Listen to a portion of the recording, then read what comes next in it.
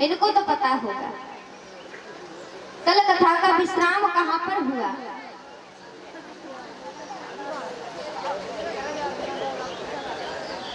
एक बात बताएं आपको, एक व्यास जी थे और वो कथा करके 9 दिन की कथा करके वो अपने वृंदावन के लिए जा रहे थे।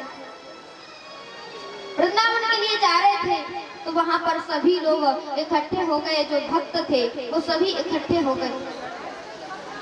वो सभी बोले महाराज 9 दिन तक खूब आनंद रहा, बड़ा आनंद आया कथा में।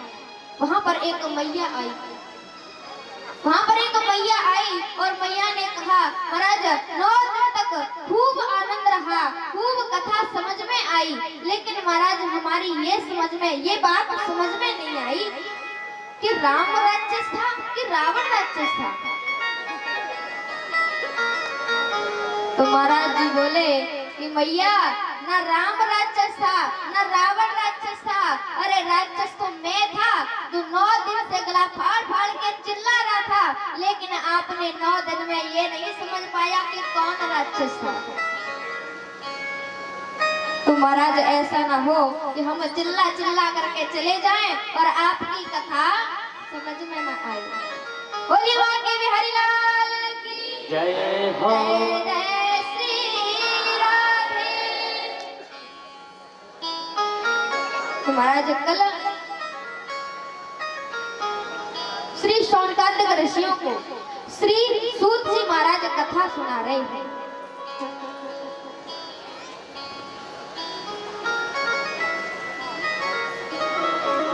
और महाराज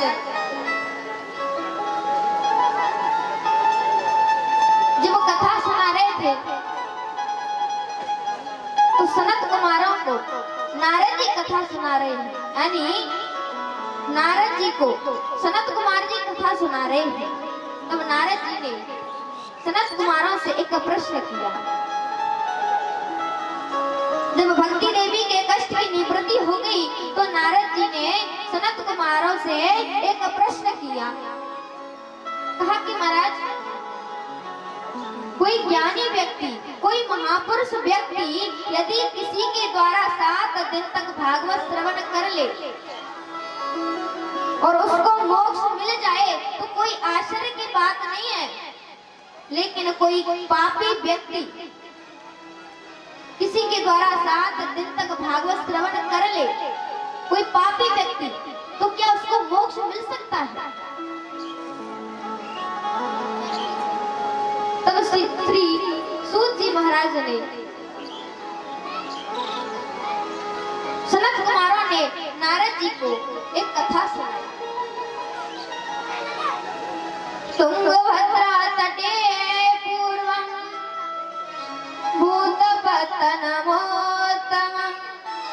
यत्र वडा स्वधर्मेण सत्य सत्कर्म तत्परः। श्री सनत कुमार जी कहते हैं तुंगभद्रा नदी के किनारे एक सुंदर नगर था और उस नगर में एक ब्राह्मण रहते थे, उनका नाम आत्मदेव था। आत्मदेव बड़े सुशील थे, बड़े ज्ञानी थे, लेकिन जैसे सद्गुण संपन्न पंडित जी में थे उनके ही विपरीत उनकी भार्या थी। नाम भी बड़ा विचित्र था, धुंधली देवी। क्या नाम था? जोर से बोलो, क्या नाम था? धुंधली देवी। अब महाराज आपने जब नाम सुना है तो नाम से ही पता चल रहा होगा तो कैसी होगी। नाम उसका धुंधली था। धुंधली किसे कहते हैं भैया? जो पूरे दिन घर में धुंध मचाती रहे, ना चैन से किसी को खाने दे ना रहने दे, पूरे दिन घर में धुंध मचाती रहे। आप भी ऐसा करती हैं क्या? करती हैं? नहीं करती?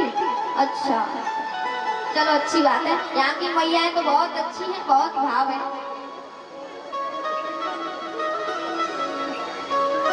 महाराज जो धुंधली देवी है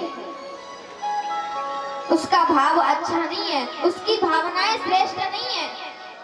पति तो बेचारे सीधे साधे हैं। यजमानों के घर पूजा पाठ के लिए जाते हैं, जब शाम को लौट करके आते हैं, पूरे दिन पत्नी का ही साम्राज्य रहता है घर पर। तो क्या करती है, कभी सामने वालों से झगड़ लेना, कभी पड़ोसियों से मनोरंजन कर लेना, ये उसका रोज का धर्म था। लेकिन जब पति लौट करके आते थे तो ऐसा स्वागत करती थी कि मानो सती अंशिया के बाद इन्हीं का नाम रहता। ऐसा बनावटीपन मेरे गोविंद को अच्छा नहीं लगता। वो क्या कहते हैं, वो तो कहते हैं निरमल माना जाना सो मोहे पावा, मोहे कपट चल क्षेत्र धावा।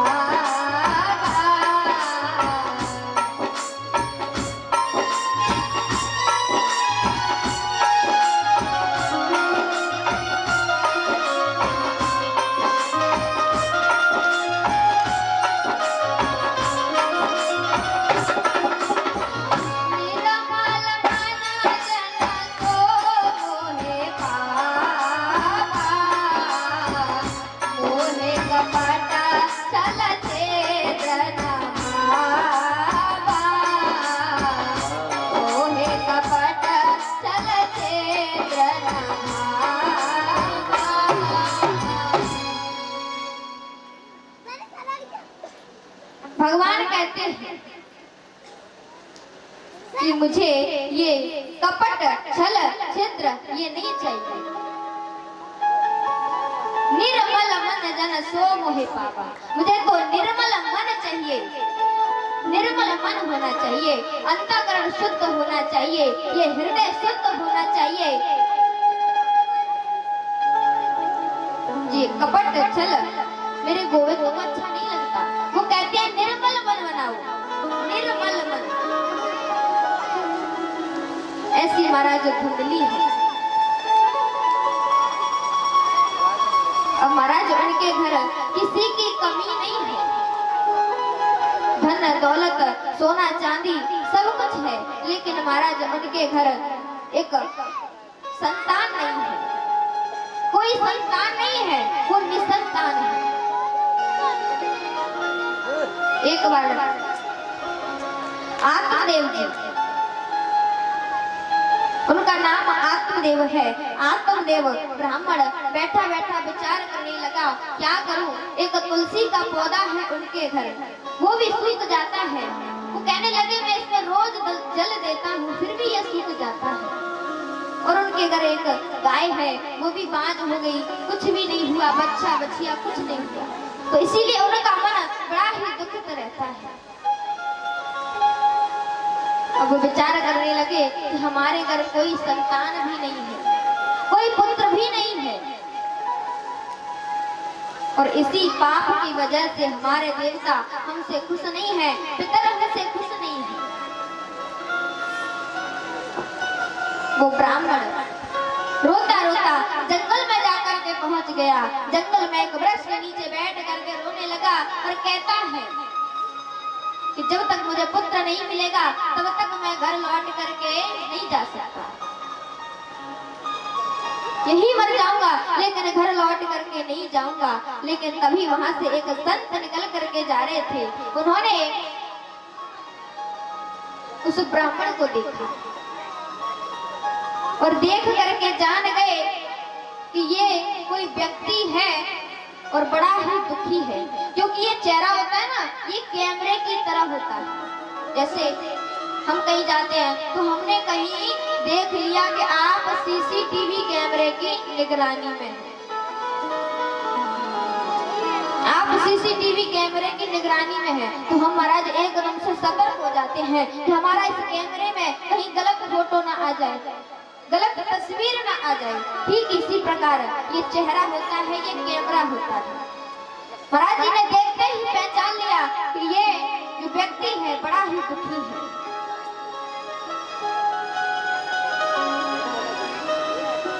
तो महाराज जी आत्मदेव जी के पास में पहुंचे और आत्मदेव जी से पूछा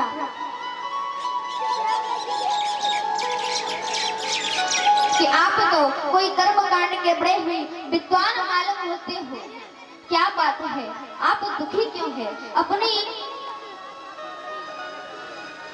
दुखी का कारण बताइए, आप दुखी क्यों हैं? आत्मदेव जी ने महाराज जी को, उस संत जी को, उन संत महाराज को सारी बातें बताई और कहा कि जब तक मुझे पुत्र प्राप्ति का वरदान नहीं मिलेगा, पुत्र नहीं मिलेगा, तब तक मैं घर लौट करके नहीं जाऊंगा। संत जी ने कहा कि क्या करोगे पुत्र लेकर, क्या करोगे पुत्र लेकर? और महाराज संत जी कहते हैं कि ये संसार के बेटे तो धोखा दे देते हैं, क्या करोगे पुत्र लेकर? यदि पुत्र हो तो गुणवान होना चाहिए, और पुत्र होकर के यदि कुपुत्र निकल गया ना तो हमारी खोपड़ी में डंडा मारेगा, खोपड़ी फट जाएगी और उसमें 50 लोटा घी भरेगा ना तो भी मुक्ति नहीं होगी। क्या करोगे पुत्र लेकर? कोई किसी का नहीं होता। ये दुनिया मतलब की है, यहाँ कौन किसी का होता है, और धोखा वही देता है जिसमें भरोसा होता है, धोखा वही देता है जिसमें भरोसा होता है। हम अपने बच्चों पर विश्वास करते हैं कि ये हमारे बच्चे जो हैं हमारे बुढ़ापे में हमारा साथ देंगे, लेकिन महाराज सब साथ छोड़ जाते हैं, कोई साथ नहीं देता। हम इनके लिए पूरा जीवन कमाते कमाते इनके लिए रख जाते हैं, लेकिन महाराज बुढ़ापे में कोई साथ नहीं देता, सब भूल जाते हैं।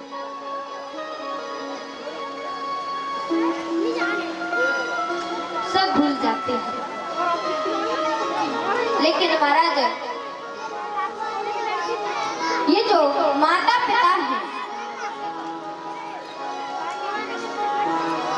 ये बड़े ही सौभाग्य से मिलते हैं, बड़े ही भाग्य से मिलते हैं।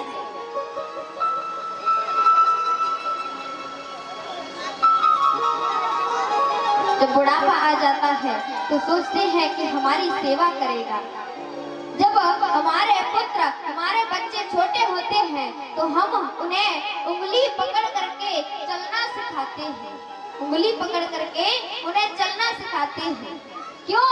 क्योंकि बुढ़ापे में हमारा सहारा बनेंगे।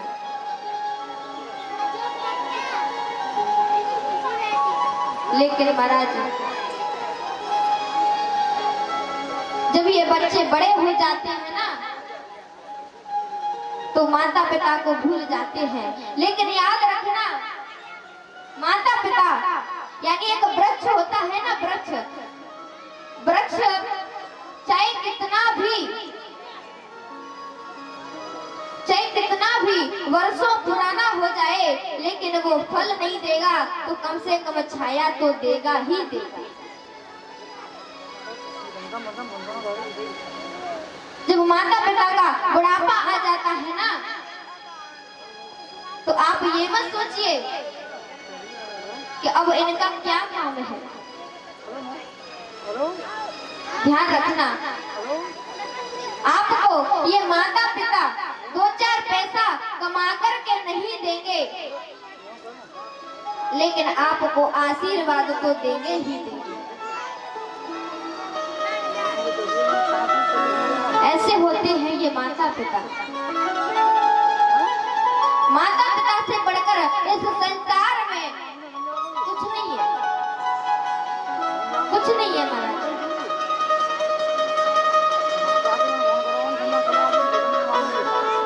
आज संत जी कहते हैं यहाँ पर कोई किसी का नहीं होता।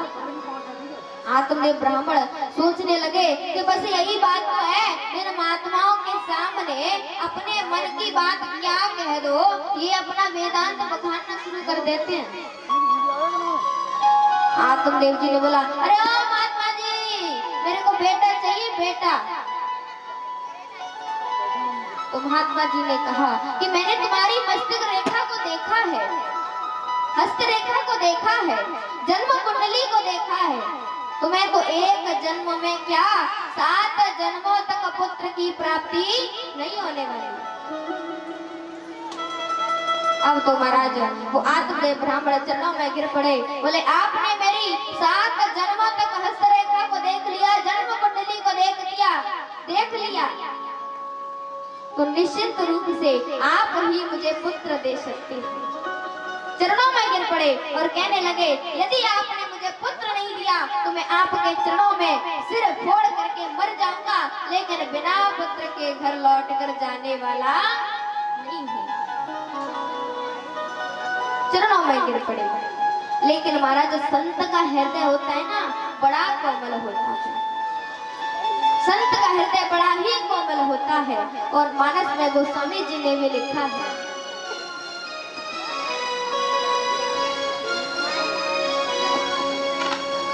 संत हृदय नवनीत समाना, कहाँ कवे न पर कहाँ न जाना।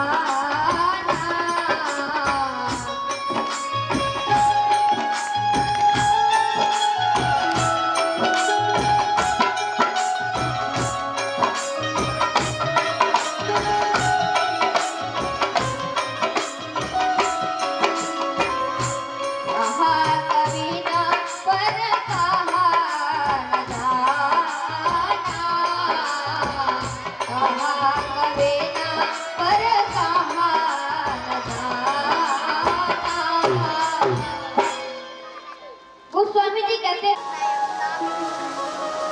तो आत्मदेव जी कहते हैं कि पुत्र, मेरा कितना सुंदर घर था, मेरे मंदिर जैसे घर को मेरे पुत्र ने नरक का अड्डा बना दिया। जगह जगह मांस के टुकड़े पड़े हैं, जगह जगह शराब की बोतलें पड़ी हैं। आज मुझे बहुत दुख हो रहा है।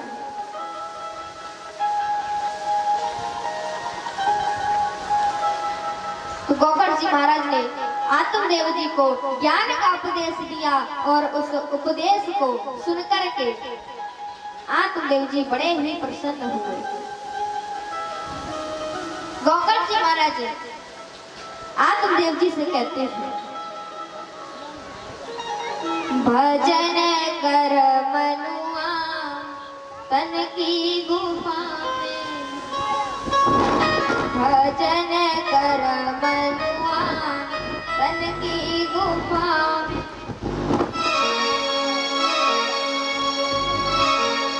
तन की गुफा में आ, मन की गुफा में, तन की गुफा में या मन की गुफा में, तन की गुफा में आ, मन की गुफा में, जतन कर मनुआ तन की गुफा में, भजन कर मनुआ तन की गुफा में। गोकर्ण जी महाराज ने आत्मदेव जी को ये उपदेश दिया और इसको सुन करके जंगल में जाकर के भजन करने लगे। और धुंधकारी कहता है, अच्छा हुआ चले गए। रोज कहते थे ऐसा करो वैसा करो, ऐसा मत करो वैसा मत करो, अच्छा हुआ चला गया। भाई था गोकर्ण, वो चला गया तीर्थ यात्रा के लिए। उसकी माँ रह गई धुंधली देवी। माँ से ले जाने लगा। माँ एक दिन सखी से बोली, बेटा अब मैं कहाँ से दे दूंगी, सब तो तू ले गया, अब मैं कहाँ से दे दूंगी। माँ को भी मारने लगा, लात घूंसों से माँ को भी मारने लगा। माँ भी परेशान हो गई। रात्रि के 12 बजे उठ करके माँ ने भी कुएं में कूद करके आत्महत्या कर दी। पिताजी जंगल में चले गए, भाई था गोकर्ण वो चला गया तीर्थ यात्रा के लिए, माँ ने आत्महत्या कर ली, अकेला धुंधकारी रह गया। धुंधकारी महाखलर, धुंधकारी रह गया। धुंधकारी ने अपने घर में 5-5 वेश्याओं को रख लिया। ये 5 वेश्याएं बड़ी खतरनाक हैं। बड़े बड़े राजघरानों में चोरियां करने जाता था। अब वेश्याओं को क्या चाहिए? धन चाहिए। और चोरी करके ले करके आता, आकर के वेश्याओं को सामने पटक देता, ये लो तुम्हें कितना धन चाहिए, सब ले लो। एक दिन वेश्याओं ने विचार किया कि ये तो बड़े बड़े राजघरानों में जाता है, राजाओं के यहाँ जाता है चोरी करने के लिए, और ये राजा की नजर में चढ़ गया है। यदि किसी दिन पकड़ा गया ना तो इसके साथ सजा हमें भी मिलेगी। तो उन्होंने क्या किया, रात्रि के 12 बजे इसे रस्सी से बांध करके इसके मुंह में अंगार डाल करके इसकी आत्महत्या कर दी, और उसी के घर में गड्ढा खोद करके उसे गाड़ दिया, और जो धन था वो ले करके भाग गई।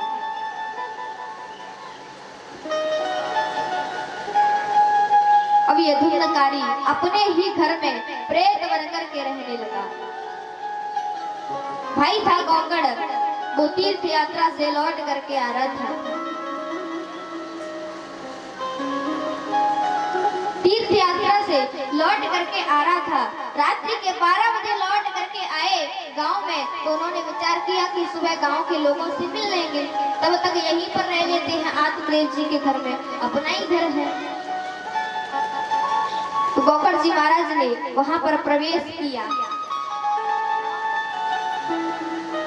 जैसे ही गोकर्ण जी महाराज भजन करने के लिए बैठे, नेत्र बंद किए, आसन लगाया, भजन करने के लिए बैठे, तो महाराज उन्हें कई प्रकार के शब्द दिखाई देने लगे।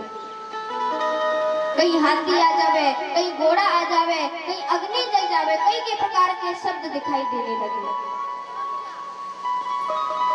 गोकर्ण जी महाराज एकदम डर गए। उन्होंने अपने कमंडलू से जल लेकर के छींटा लगाया और कहा, कौन है श्रीमान जी आप, और आप हमें क्यों डराते हैं? तब एक आत्मा हाथ जोड़ करके खड़ी हो गई, बोली, मैं हूँ आपका भाई धुंधकारी। गोकर्ण जी महाराज एकदम आश्चर्यचकित रह गए। धुंधकारी, तुम प्रेत बनकर पड़े हो, और तुम्हारे नाम से तुम्हारे मरने का समाचार मुझे मिल गया था। तुम्हारे नाम से भी मैंने गंगा जी में श्राद्ध भी कर दिया था, लेकिन फिर भी तुम्हारी मुक्ति नहीं हुई। धुंधकारी कहता है कि भैया, आप मेरे नाम से कितनी बार भी गंगा जी में श्राद्ध करो, फिर भी मेरी मुक्ति नहीं होने वाली। बोले, क्यों? क्यों? क्योंकि मैंने पाप कर्म किया है, इसीलिए मेरी मुक्ति नहीं होने वाली। गोकर्ण महाराज तो इतने चिंतित थे। सुबह होते ही उन्होंने सूर्य भास्कर को प्रणाम किया।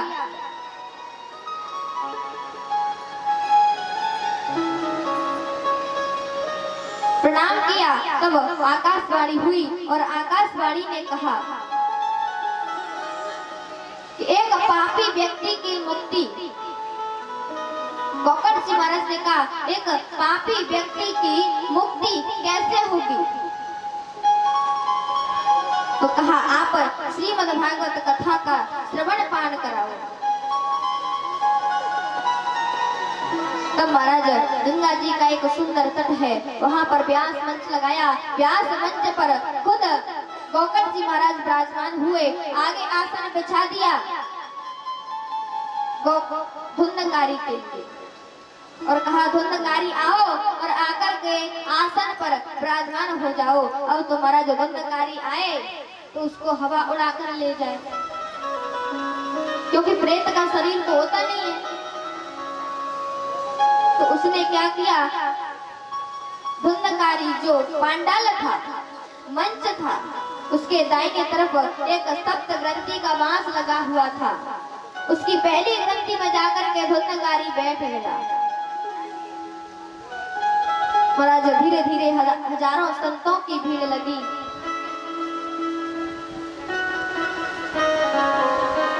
धुंधकारी पहली ग्रंथि में जाकर के बैठ गया।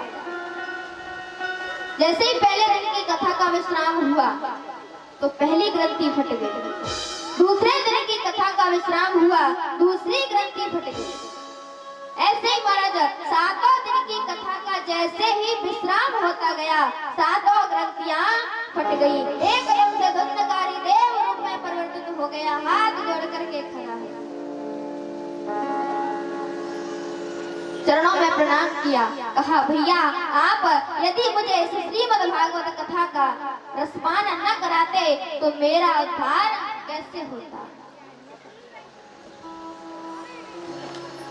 अब महाराज धुंधकारी के लिए विमान आया।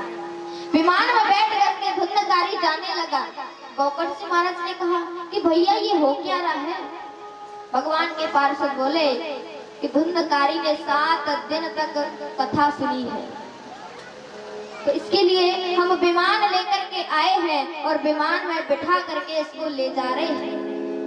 गोकर्ण महाराज ने कहा कि भाई कथा तो सभी लोगों ने सुनी है, यहाँ पर सभी बैठे हैं, सभी लोगों ने सुनी है, सबके लिए विमान आना चाहिए।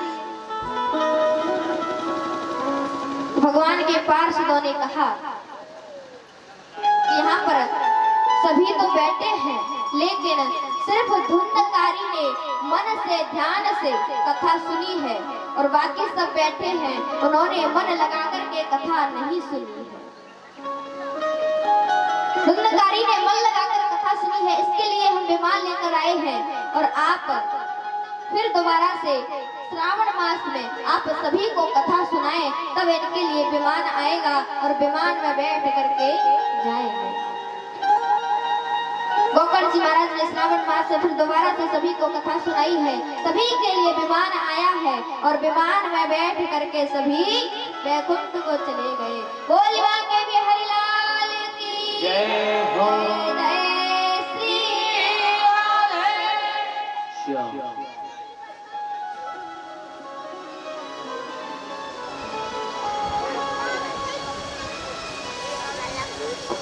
तो महाराज इस प्रकार धुंधकारी की मुक्ति होगी। पापी से पापी व्यक्ति होता है, वो व्यक्ति भी एक बार राम नाम का जाप कर लेता है ना, तो भगवान उसको अपने पास में ले लेते हैं।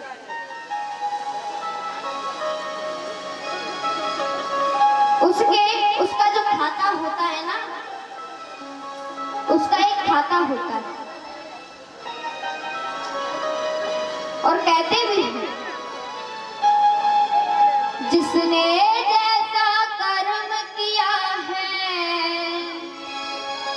जिसने जैसा कर्म किया है वह वैसा ही फल पाता मेरे मालिक के दरबार में हम लोगों का खाता।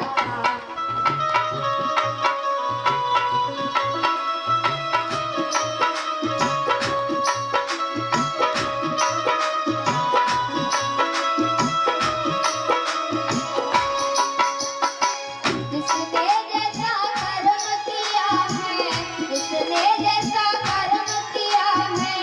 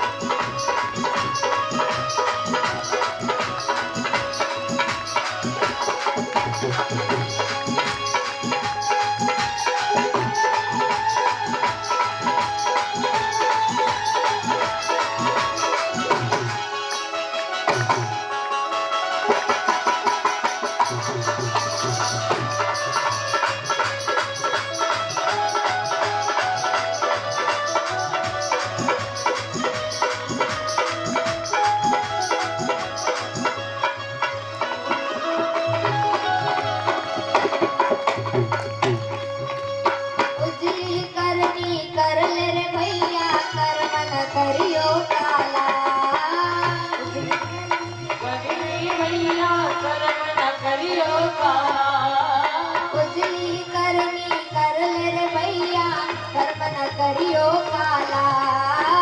उजली करवी कर ले भैया कर्म न करियो काला। लाख आंख से देख रहा है तुझे देखने वाला।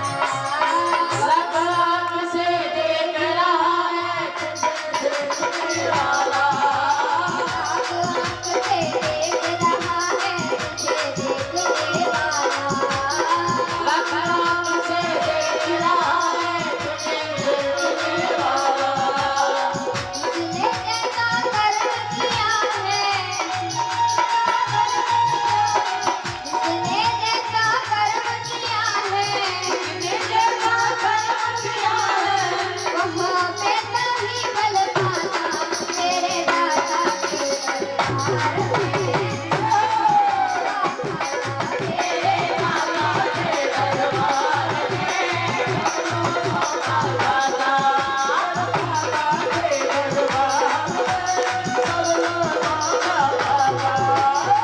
देखिए दुमैया पीछे बैठी है, सभी आगे आइए।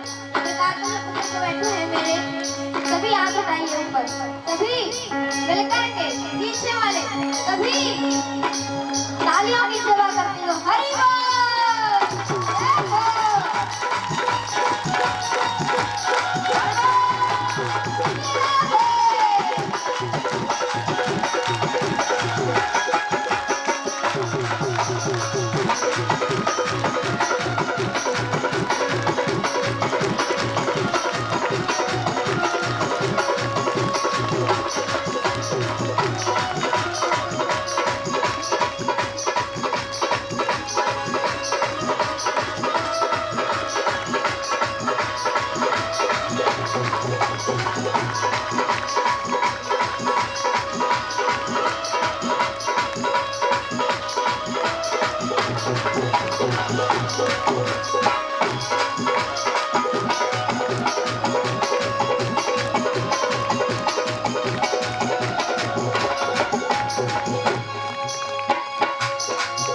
मेरे दाता के दरबार में सब लोगों का खाता। मेरे दाता के दरबार में सब लोगों का खाता। के दरबार में सब लोगों का खाता। मेरे दाता के दरबार में सब लोगों का खाता।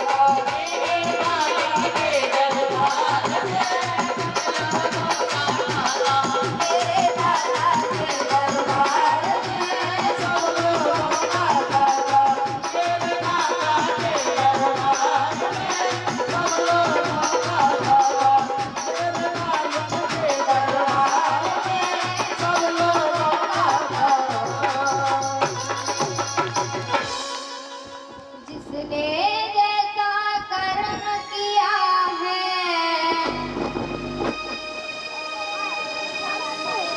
जिसने जैसा कर्म किया है वह वैसा ही फल पाता मेरे मालिक के दरबार में सब लोगों का खाता। मेरे दाता के दरबार में सब लोगों का खाता। बोलिए बोल कवि हरिलाल की जय हो जय जय श्री राधे। श्याम। अब तो महाराज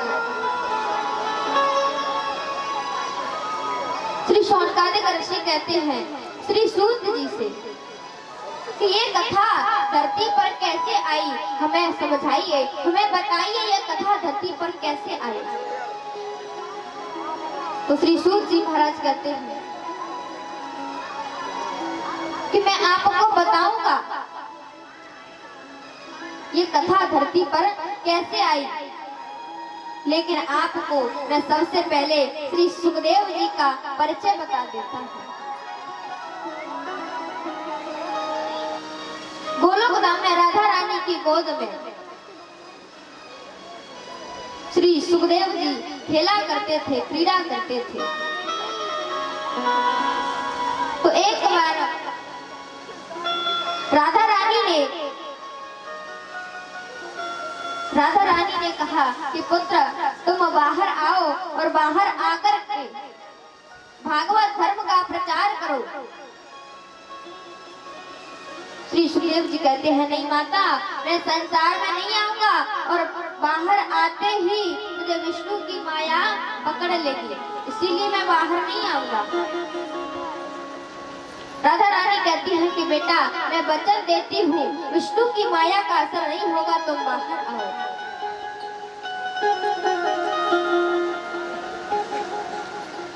आज महाराज श्री सुखदेव जी बाहर आए और आकर के उन्होंने एक पछड़ी के गर्भ से जन्म लिया, तोते के रूप में, अंडे के रूप में जन्म लिया। और उस अंडे को महाराज पक्षी और पछड़ी दोनों लेकर के उड़ रहे थे, ले जा रहे थे। कैलाश पर्वत पर निवास करते हैं भगवान शंकर। जब वो कैलाश पर्वत से होकर के जा रहे थे तो वो अंडा जो था वो कैलाश पर्वत पर वहीं पर गिर पड़ा। ठंडी ठंडी हवाएं चल रही थी और उस अंडे को पड़ा छोड़ करके वो पक्षी और पछड़ी चले गए। वो अंडा वहीं पर पड़ा रह गया। कैलाश पर्वत पर शंकर भगवान निवास करते हैं। अब श्री सूत जी कहते हैं कि आपको नारद जी का स्वभाव बताऊं। नारद जी कैसे संत है? नारद ज्ञानम ददाति इत नारद, जो ज्ञान देता है उसे नारद कहते हैं। लेकिन महाराज नारद जी में विशेषता भी बड़ी अजीब है। नारद जी कैसे संत है? एक बार नारद जी ने विचार किया, नारद जी कैसे हैं कि जिस किसी के घर झगड़ा नहीं होता हो वहां पर यदि नारद जी पहुंच जाएं तो महाराज झगड़ा हमेशा के लिए शुरू हो जाता है। और जहाँ पर झगड़ा होता हो वहां नारद जी के यदि चरण पड़ जाएं तो झगड़ा हमेशा हमेशा के लिए बंद हो जाता है। एक बार नारद जी ने ऐसी विचार किया कि एक बार विष्णु भगवान और उनकी पत्नी में मेरे कारण विवाद हो ही चुका है। ब्रह्मा और ब्रह्माणी में भी मेरे कारण विवाद हो ही चुका है। लेकिन उन्होंने विचार किया लेकिन शंकर भगवान और माता पार्वती में कभी विवाद नहीं हुआ। तो सीधे कैलाश पर्वत पर पहुंच गए। शंकर भगवान तपस्या में लीन थे। कैलाश पर्वत पर पहुंच गए। माता आश्रम में अकेली थी। माता के पास में पहुंचे। पार्वती जी ने देखा कि नारद जी आए हैं। जैसे ही देखा उन्होंने प्रणाम किया। माता पार्वती ने कहा कि कैसे नारद जी, आजकल आना जाना बंद कर दिया क्या? कहा कि माता आजकल मैं संसार में किसी के घर नहीं जाता, क्योंकि लोगों में बनावटी प्रेम हो गया है, इसीलिए मैं किसी के घर नहीं जाता। नारद जी कहते हैं सुर नर मुनि सब की है रीति, स्वार्थ लाग करे सब प्रीति। सब स्वार्थ के लिए महाराज प्रेम करते हैं, कोई सच्चा प्रेम करता ही नहीं है।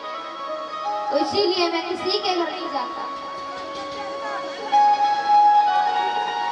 अब महाराज नारद जी को तो लड़ाई करवानी है ना, तो नारद जी बोले ठीक है माता, मैं किसी के घर नहीं जाता, क्योंकि लोगों में बनावटी प्रेम हो गया है। माता पार्वती बोली अच्छा, और किसी के तो पता नहीं, और हम अपनी कहें तो हम दोनों में तो इतना प्रेम है, इतना प्रेम है कि जो गुरु मंत्र होता है ना वो किसी को बताना नहीं चाहिए। और हमारे स्वामी ने तो वो गुरु मंत्र हमें बता रखा है। और जब तपस्या में से आते हैं ना तो मुझे बताते हैं आज मैंने कृष्ण का दर्शन किया, आज मैंने राम का दर्शन किया, सब कुछ बताती है, इतना प्रेम करती है। नारद जी बोले अच्छा अच्छा माता, बोले कि आपसे इतना प्रेम करते हैं, भगवान करे आपका प्रेम बढ़ता ही रहे। महाराज जी बोले तो माता, प्रेम जिससे किया जाता है ना, उससे कोई बात छुपाई नहीं जाती। पार्वती जी बोली मुझसे तो मेरे स्वामी ने कोई बात नहीं छिपाई। बोले अच्छा। तो नारद जी ने कहा कि शंकर भगवान 24 घंटे गले में जो नर मुंडों की माला पहने घूमते हैं, उसमें किसके मुंड लगे हैं, ये बात आपको बताई होगी। पार्वती जी एकदम आश्चर्यचकित रह गई। वो बोली सुनो, प्रेम तो बहुत करते हैं लेकिन ये बात कभी नहीं बताई। तो नारद जी बोले अरे माता, तू क्या प्रेम करते हैं आपसे? अरे इस माला को अपने गले में 24 घंटे डाल करके घूमते हैं, उसमें किसके मुंड लगे हैं, ये बात आपको नहीं बताई, तुम क्या प्रेम करते हो? नारद जी बोले अब माता आप जाने और आपका काम जाने, हम तो चले। नारद जी तो चले गए, हो गई ना झगड़े की शुरुआत। नारद जी तो वहां से चले गए। और पार्वती जी एकदम क्रोध में। पार्वती जी बोली कि आने दो स्वामी को। वो भवन में चली गई। महाराज जैसे ही शंकर भगवान तपस्या में से आए,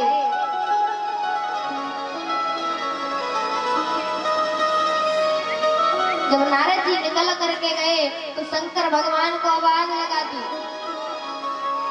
बोले बाबा आश्रम में जल्दी पधारना, माता पार्वती ने याद किया है।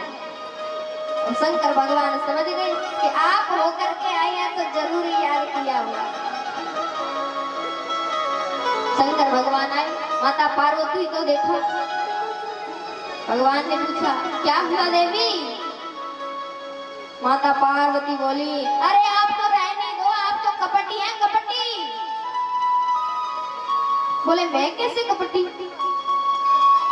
और कपटी तो वो होता है जो कपट करता है। मैंने तो आपसे कोई कपट नहीं किया, तो आप मुझे कपटी क्यों बोलती? पार्वती जी बोली आप तो रहने दीजिए, आप तो ऊपर से भी काले और अंदर से भी काले।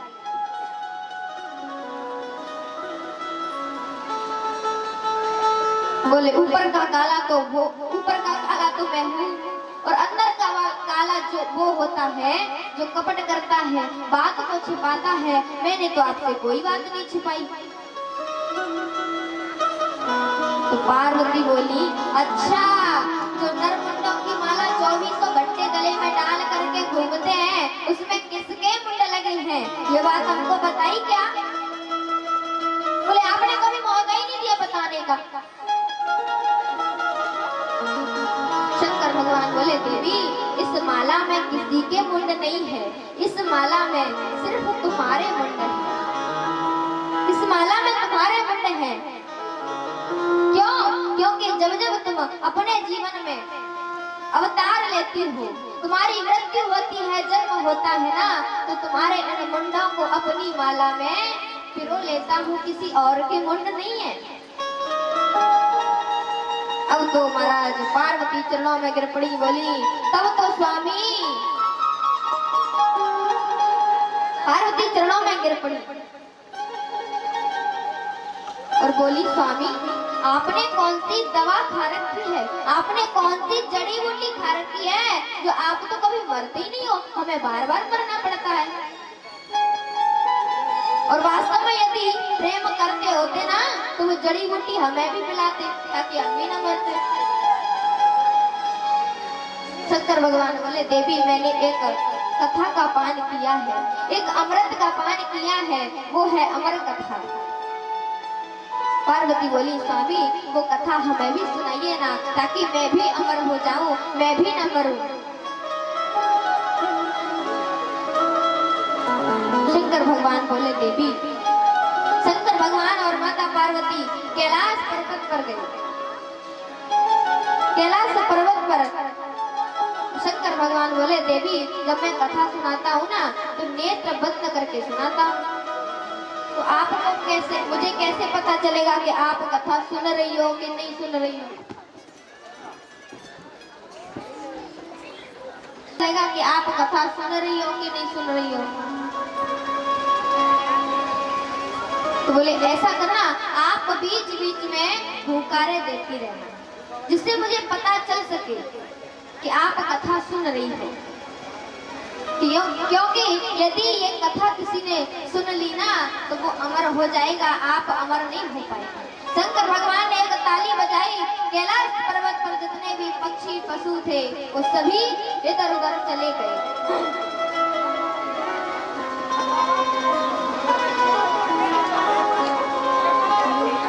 अब महाराज श्रोता है भगवान शंकर, श्रोता है माता पार्वती, वक्ता है भगवान शंकर। शंकर भगवान माता पार्वती को कथा सुना रहे हैं। उनके पीछे ही वो फूटा हुआ जो अंडा है वो पड़ा है। वो अंडा उनको दिखाई नहीं दिया। पहले दिन की कथा हुई, पहले दिन की कथा से वो अंडा साबुत हो गया। दूसरे दिन की कथा हुई तो दूसरे दिन की कथा से उस अंडे में जीव का प्रादुर्भाव हुआ। तीसरे दिन की कथा हुई, तीसरे दिन की कथा से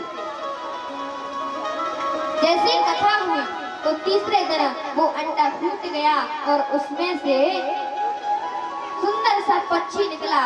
तीसरे दिन की कथा को महाराज सुन रहा है।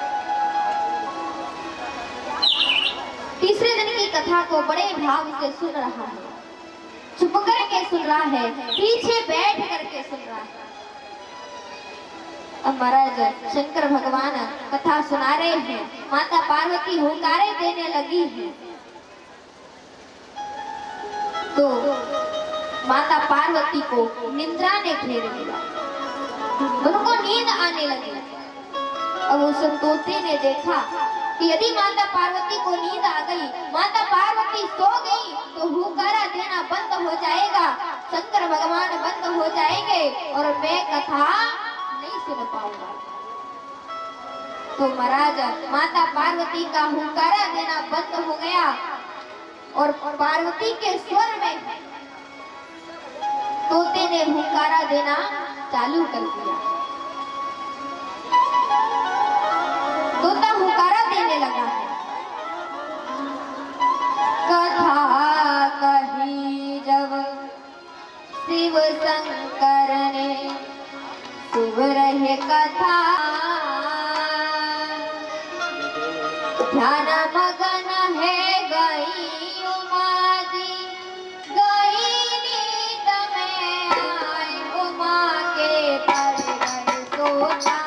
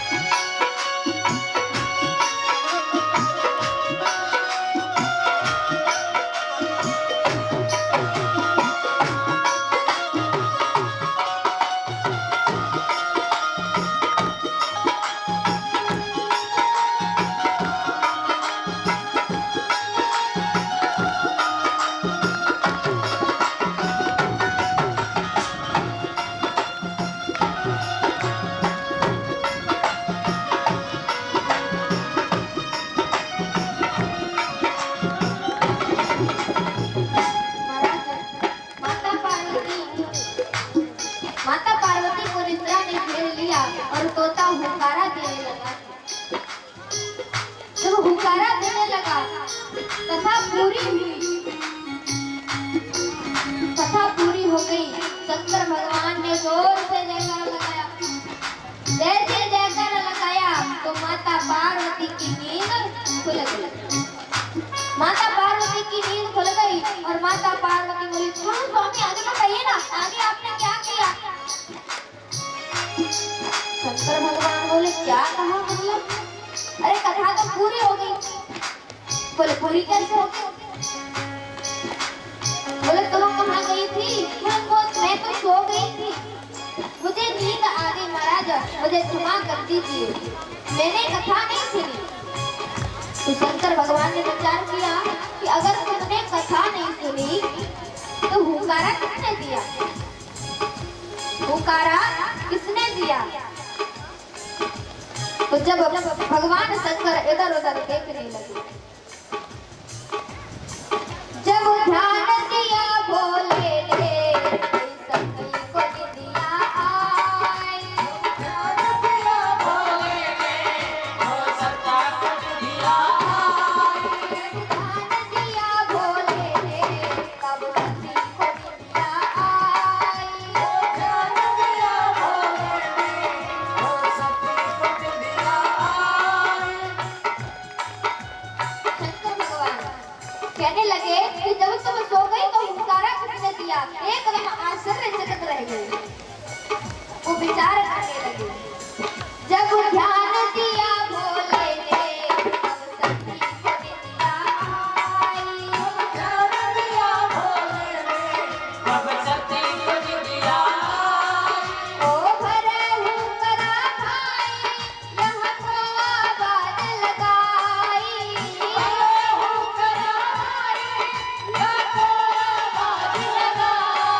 ओ भरे हुंकारा भाई, यहाँ को आवाज लगाई। अरे हो कहा भाई को आवाज लगाई। उड़ गया तोता जब अंबर में, उड़ गया तोता जब अंबर में, भोले की ओर विचार मांगे तोता, हुंकारा तेरा होता। आके पड़ गए सोता, ओ करा तेरे तोता।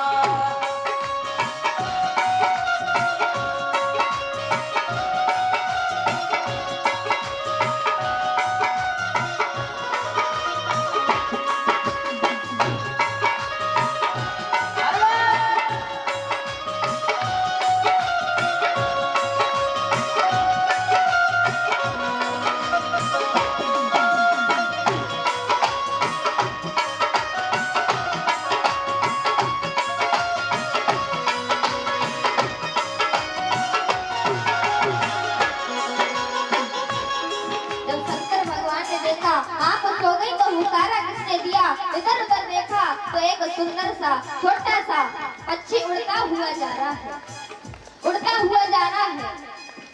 जब ऊपर से जब नीचे आते हैं ना तो नीचे पड़ता है बद्री धाम। बद्री धाम में एक कुटिया है, उसका नाम है सम्याप्रास। सम्याप्रास कुटिया में वेद व्यास जी वास करते हैं, रहा करते हैं। उनकी पत्नी है बिटका देवी। बिटका देवी अपने पति से कहती है, वेद व्यास जी से कहती है कि स्वामी बुढ़ापा तो आ गया लेकिन पुत्र तो हुआ नहीं। इतना कहा और उनको झिमाई आई। जैसे ही झिमाई आई वो खोला और ये पक्षी उड़ता उड़ता गया, उसने सूक्ष्म रूप धारण कर लिया और बिटका देवी के गर्भ में प्रवेश कर गया। बिटका देवी के गर्भ में प्रवेश कर गया। शंकर भगवान उसको ढूंढते ढूंढते आए हैं। जब भोले वहां से चले तब पास पास में आए। भोले वहां से चले, तब पास पास में आए।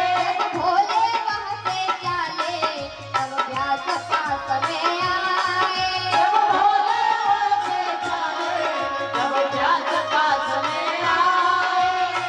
और शंकर भगवान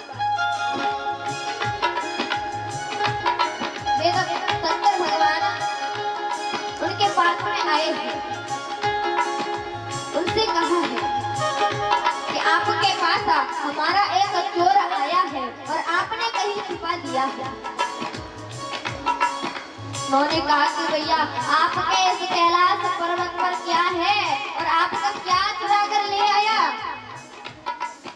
आपके कैलाश पर्वत पर कुछ है भी नहीं। व्यास जी ने कहा,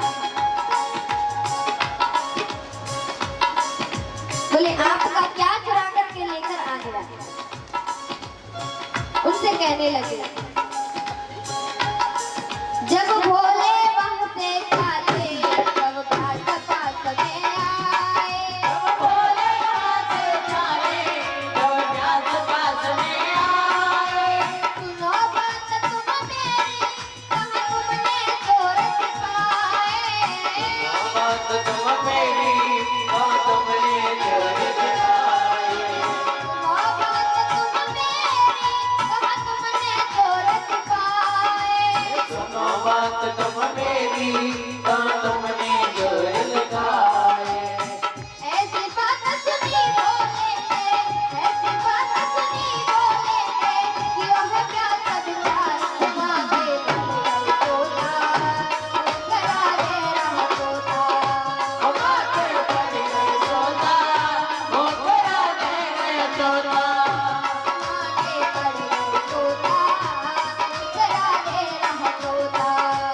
माथे पर गए सोता, वो करा दे गए तोता। मांगे पड़ गए तोता, करा दे रहा तोता। माथे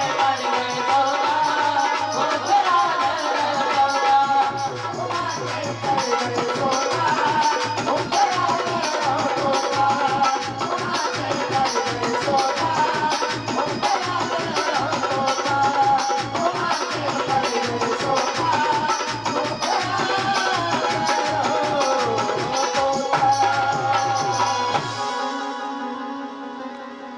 बोलिए वांके बिहारी लाल की जय जय श्री राम।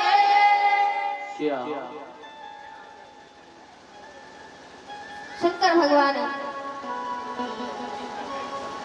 व्यास जी के पास में आए और बोले आपके पास हमारा चोर आया है। उन्होंने मना कर दिया। फिर वहां से शंकर भगवान लौट करके चले गए। यहाँ पर पिटका देवी वेदा व्यास जी से कहती है कि स्वामी मेरे गर्भ से वेद मंत्रों का उच्चारण होता है। वेद व्यास जी ने कहा कि देवी तुम्हारे गर्भ में कोई ज्ञानी पुरुष होगा।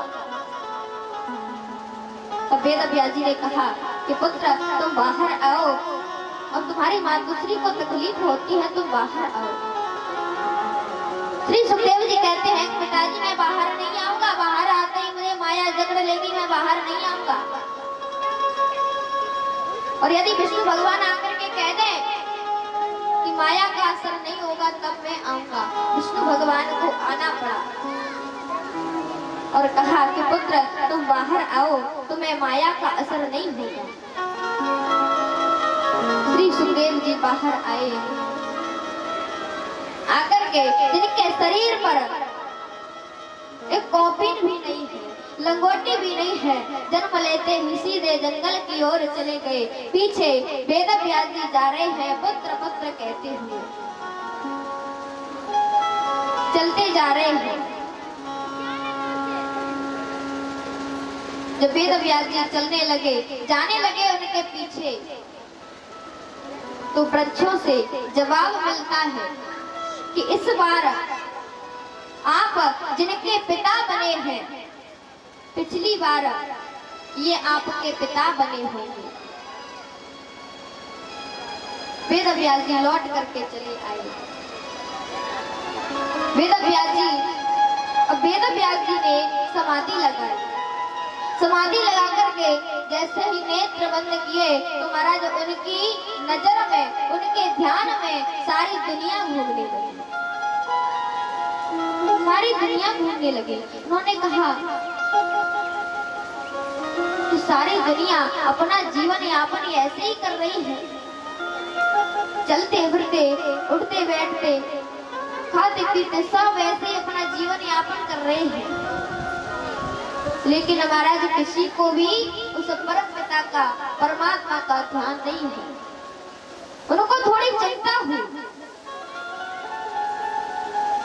उन्होंने एक वेद के 3 वेद किए। ऋग वेद, यजुर्वेद, साम वेद और अथर्ववेद 4 हो गए।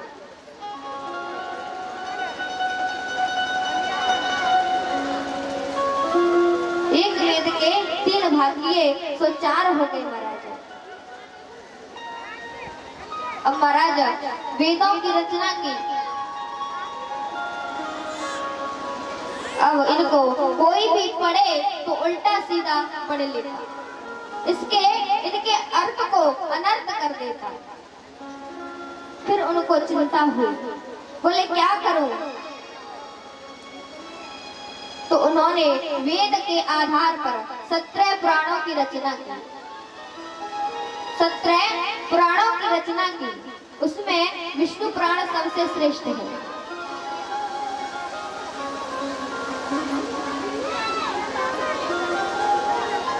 लेकिन 17 पुराणों की रचना की, फिर भी उनके मन में संतोष नहीं हुआ। वो विचार करने लगे, मैं क्या करूं? 17 पुराणों की रचना की, लेकिन कुछ नहीं हुआ। तब उनके पास में नारद जी आए और कहा, जब तक तुम श्रीमद् भागवत कथा की रचना नहीं करोगे तब तक कुछ होने वाला नहीं है।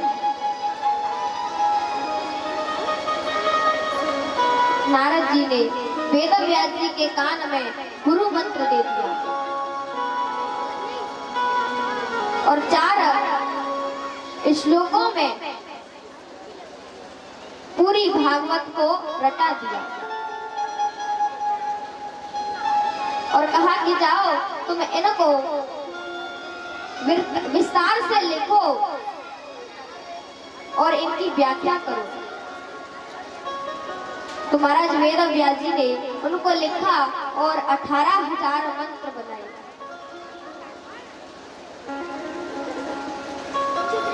अब उनके मन में संतोष नहीं हुआ, वो विचार करने लगे कि मैंने 18,000 श्लोक तो बनाए, इनकी रचना तो की, लेकिन मैं अब इनको सुनाऊं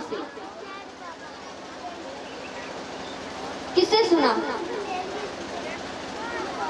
और इनको तो उसी को सुना सकता हूँ जिसने अपने जीवन में काम और क्रोध को जीत लिया है।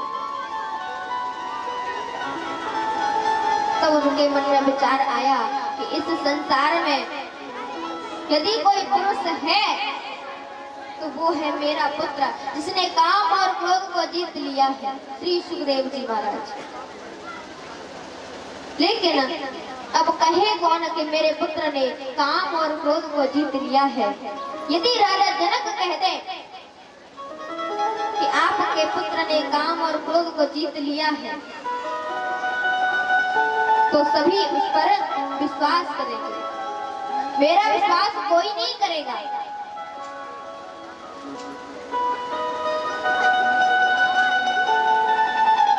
अब तो महाराज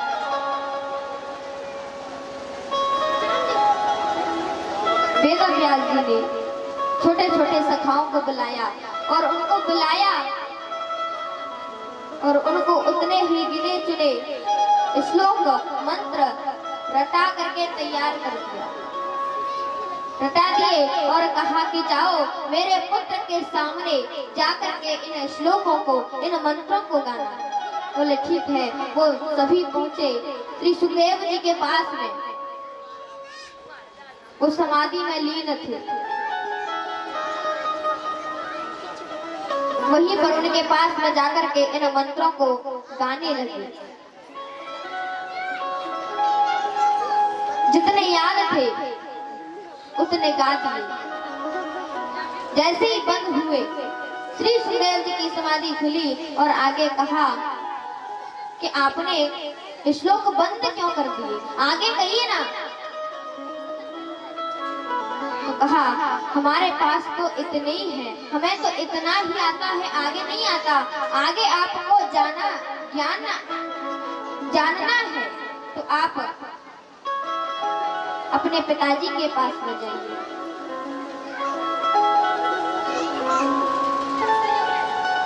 तब श्री सुखदेव जी अपने पिताजी के पास में गए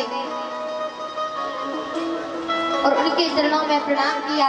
कहा कि पिताजी आप हमें श्री कृष्ण कथा श्रीमद् भागवत कथा का वाचन कराओ। लेकिन तभी वेद व्यास जी ने कहा कि मैं इसकी परीक्षा कैसे करूं कि काम और क्रोध को जीत लिया है। मैं कैसे कह सकता हूं कि मेरे ही पुत्र ने काम और क्रोध को जीत लिया है। यदि मैं कहूंगा तो मेरी बात पर कोई विश्वास नहीं करेगा।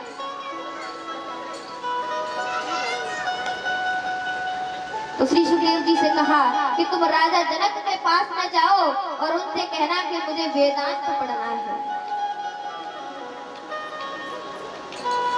श्री सुखदेव जी राजा जनक के यहाँ जा रहे हैं।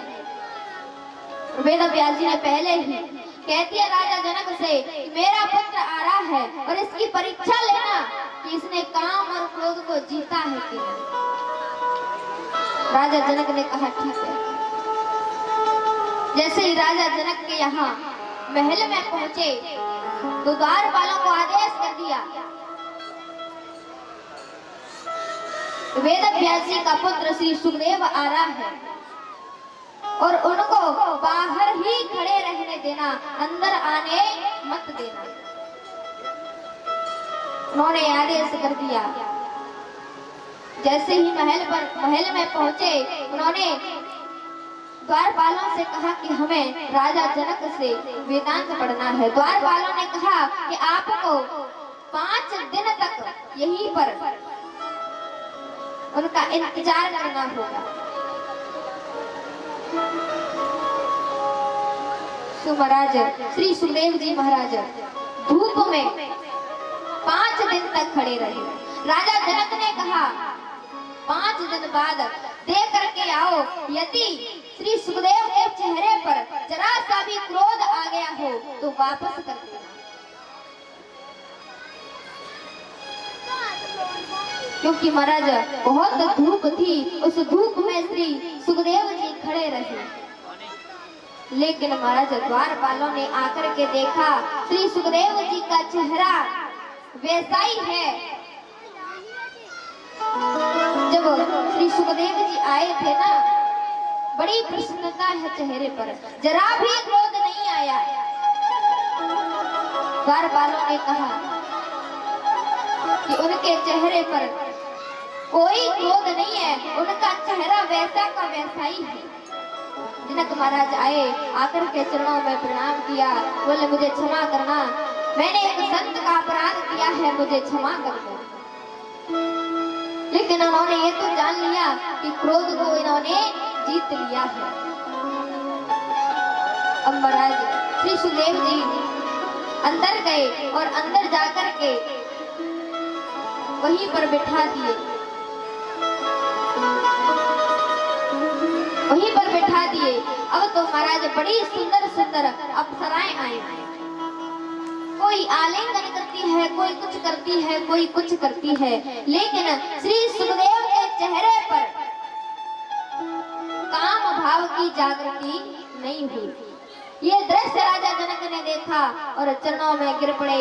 हे प्रभु मुझे क्षमा कर दो, मैंने एक संत का अपराध किया है और आपके ही पिता ने मुझसे कहा था कि आप मेरे पुत्र की परीक्षा लेना, मुझे क्षमा कर दो, मैंने एक संत का अपराध किया है।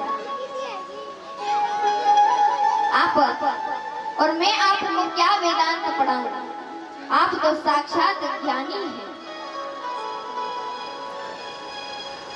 श्री सुखदेव जी वेद व्यास जी के पास में आए। अब तो श्री सुखदेव जी को भागवत सुनाई। भागवत को पढ़कर के श्री सुखदेव जी गदगद हो गए।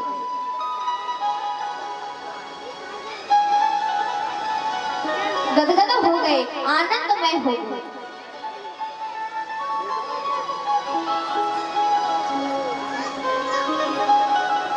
अब तो महाराज श्री शौनकादिक ऋषियों ने श्री सूत जी से कहा कि ये परीक्षित कौन है और इन्हें 7 दिन में मृत्यु का श्राप इन्हें क्यों मिला? ये परीक्षित कौन है?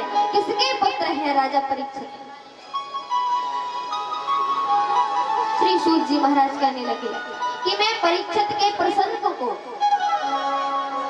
आपको सुनाना आवश्यक नहीं समझूंगा, लेकिन सुनाऊंगा, क्योंकि परीक्षित की कथा से ही श्री कृष्ण कथा उदय होती है। तो मैं आपको इस कथा को सुनाऊंगा।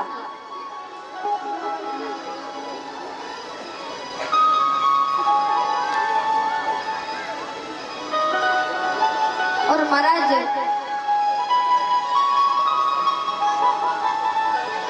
जिस मानव की कथा से कृष्ण कथा उदय होती है, भागवत उदय होती है, प्रारंभ होती है, उस मानव की कथा परमात्मा की कथा से कम नहीं होती। तो मैं इस प्रसंग को आपको सुनाऊंगा।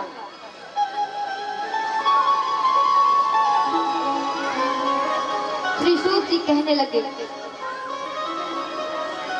श्री सुखदेव जी कहने लगे कि कौरवों और पांडवों का जब युद्ध चल रहा था तो सभी कौरव मारे गए, सभी कौरव मारे गए। कौरवों में केवल एक बचा है, दुर्योधन। आदरणीय भीमसेन ने दुर्योधन की जंगा को तोड़ दिया और एक एक पल गिन रहा है अपने मौत का। कब मृत्यु हो जाए कौन जाने, ऐसी उसकी परिस्थिति बन गई। लेकिन कौरवों के गुरुदेव के पुत्र हैं अश्वत्थामा। अश्वत्थामा दुर्योधन के पास में आए और कहा, मित्रवन, ये तुम्हारी दुर्गति किसने की? तुम्हारी जंगा को किसने तोड़ा? मुझे बताओ, मैं उसको जीवित नहीं छोड़ूंगा, आकाश पाताल कहीं भी नहीं छोड़ूंगा। दुर्योधन ने कहा कि अश्वत्थामा, आज 5 पांडव मर गए ना, तो मैं समझूंगा मुझे सब कुछ मिल गया, मुझे सब कुछ मिल गया। जाओ और 5 पांडवों को मार करके आओ। लेकिन कन्हैया जिनका रखवाला है, गोविंद जिनका रखवाला है, उनका भला कोई क्या बिगाड़ सकता है? जाको राखे साइया मारी सके ना को, बाल न बाका कर सके जो जग बेरी होय रे भैया, जो जग बेरी होय। कन्हैया जिनका रखवाला है, गोविंद जिनका रखवाला है, उनका कोई कुछ बिगाड़ नहीं सकता। आज 5 पांडव तांड पट्टा सो रहे हैं एक जगह पर, लेकिन उनकी रखवाली में गोविंद खड़े हैं।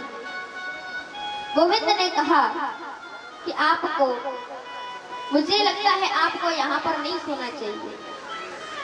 5 पांडवों को गोविंद ने अलग सुला दिया और वहीं पर 5 द्रौपदी के पुत्र सोते हुए रह गए। अश्वत्थामा आया, 5 पुत्रों को, द्रौपदी के 5 पुत्रों को पांडव समझ करके 5 पुत्रों को मार दिया। आज 5 पुत्रों को मार दिया।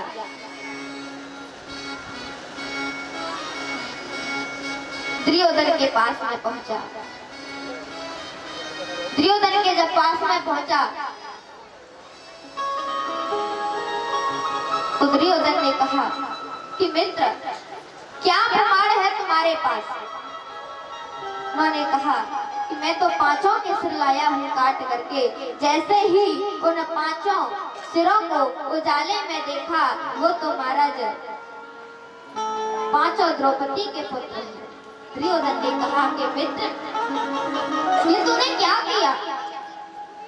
अरे मैंने तो 5 पांडवों को मारने के लिए कहा था, तूने तो 5 द्रौपदी के पुत्रों को मार दिया। हमारा वंश तो खत्म ही हो गया। इसको देख करके वहीं पर दुर्योधन का महाराज प्रणाम हो गया। अब महाराज आप विचार कीजिए, जिस माँ के 5 पुत्र मारे जाएं, उस माँ की परिस्थिति क्या होगी? उस माँ की परिस्थिति क्या होगी? आप विचार करके देखिए। इस दृश्य को देखने के लिए लाखों नर नारी आए। सभी कहते हैं राम राम, कैसा कुत्सित कार्य किया है अश्वत्थामा ने। सभी इस दृश्य को देख रहे हैं। द्रौपदी रोने लगी। द्रौपदी कहती है, क्या बिगाड़ा था मेरे पुत्रों ने? दुष्ट अश्वत्थामा ने मेरे 5 पुत्रों को मार दिया। क्या बिगाड़ा था? वहीं पर महाराज अर्जुन आया और अर्जुन ने यह दृश्य देखा।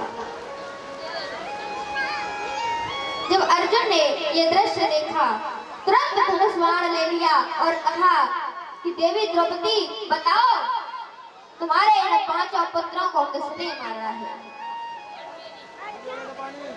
जब उनको पता चला तो बोले, दुष्ट अश्वत्थामा को मैं आकाश पाताल कहीं भी नहीं छोड़ूंगा, चाहे कुछ भी हो जाए, कहीं नहीं छोड़ूंगा।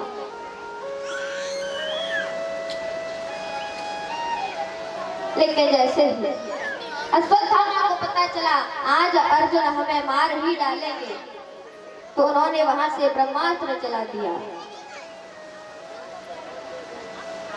ब्रह्मास्त्र चला दिया।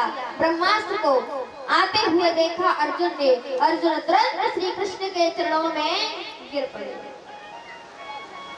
चरणों में गिर पड़े और उन्होंने श्री कृष्ण ने कहा, श्री कृष्ण से कहा, कृष्ण कृष्ण महाबाहो भक्तानां भयंकर त्वमेको दहमानना भवगोऽसि संसृते। अर्जुन कहता है, कन्हैया, हे प्राण वल्लभ, मेरी प्राण रक्षा करो। यह ब्रह्मास्त्र मुझे जलाकर के भस्म कर दिया, मेरी रक्षा करो। तब भगवान ने कहा कि अर्जुन, डरते क्यों हो? कांटे को कांटे से निकालते हैं, लोहे को लोहे से काटते हैं। और इस ब्रह्मास्त्र का यदि कोई साधन है तो दूसरा ब्रह्मास्त्र। अर्जुन ने ब्रह्मास्त्र चला दिया। दोनों ब्रह्मास्त्र, अर्जुन ने भी इधर से ब्रह्मास्त्र चला दिया। दोनों ब्रह्मास्त्र टकरा करके शांत होकर जमीन पर गिर पड़े।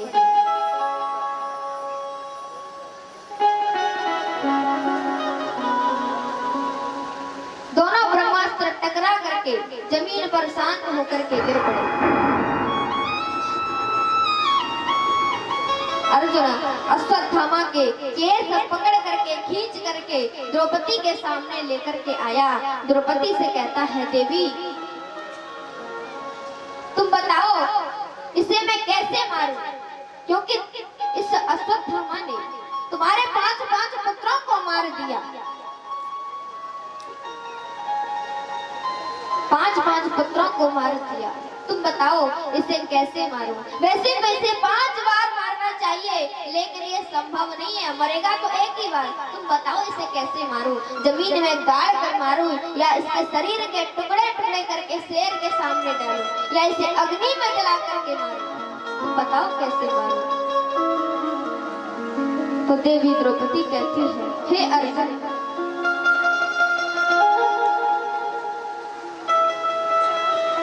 द्रौपदी कहने लगी कि ये तो इसकी माँ का इकलौता पुत्र है, और मुझे पता है कि एक माँ की परिस्थिति क्या होगी। जब आप इसे मार दोगे तो इसकी माता क्या रोएगी नहीं? वो तो रोएगी। एक माँ की पीड़ा एक माँ ही समझ सकती है, एक माँ ही समझ सकती है। तो आप इसे मत मारो, और आप इसे मार दोगे तो हमारा धर्म तो संकट में पड़ जाएगा। आप इसे मत मारो। देवी द्रौपदी कहती है, इसे मारे